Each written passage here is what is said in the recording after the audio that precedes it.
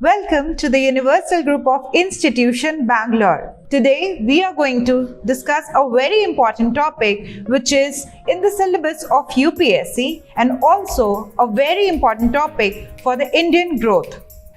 Unlocking the potential of India's food processing sector. India's food processing sector is poised for significant growth but faces challenges in realizing its full potential. Despite government's efforts, only 25% of agricultural exports are processed products, a figure stagnant for over a decade. With competitors like China advancing, India's food processing sector must seize this opportunity to grow. It's the reality of the time.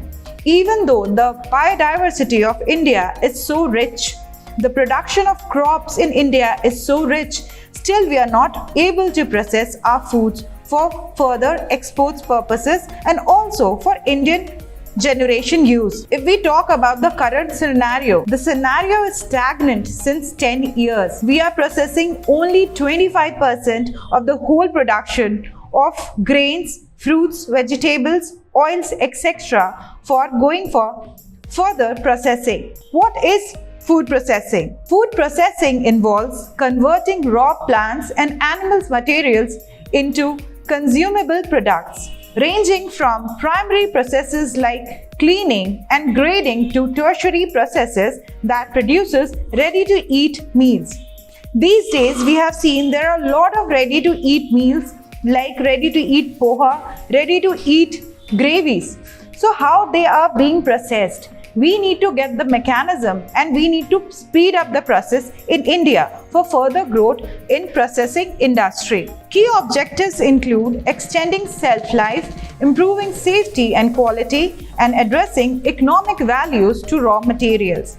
Exactly. If India needs to cater the poverty and hunger of its citizens, then processing food is the next step which we need to focus on. Key drivers of growth. Demographic shift. India's young and growing population with 65% under 35 is driving demand for processed food. So more and more Indians under the age of 35 need processed food because Indians are now working all around the world. So having a shelf-life food is always needed. The sector is projected to grow from $263 billion in 2019-2020 to $470 billion in 2025. Digital revolution.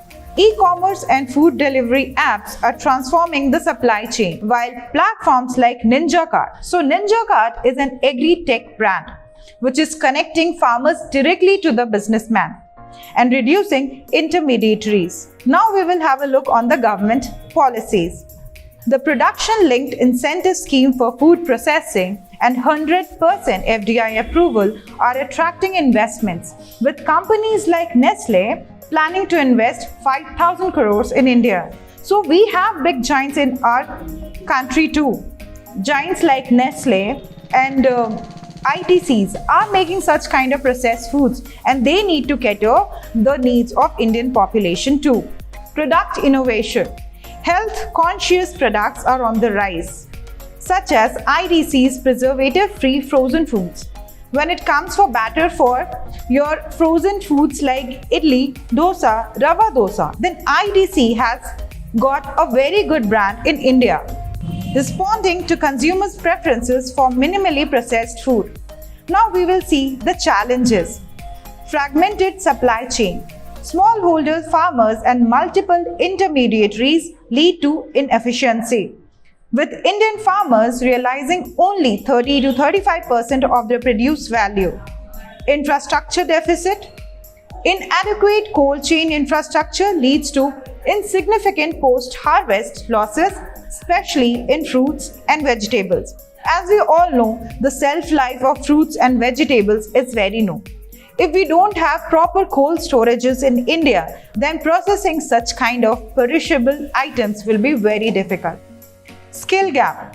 A lack of formal training for the workforce limits innovation and product quality. Now we will be talking about few solutions. Developing integrated food clusters, improving supply chain technology, financial support for MSMEs, Standardizing quality and streamlining regulations will enhance the sector's competitiveness, helping India capitalize on its untapped potential in food processing. That's all for now. Stay tuned with us.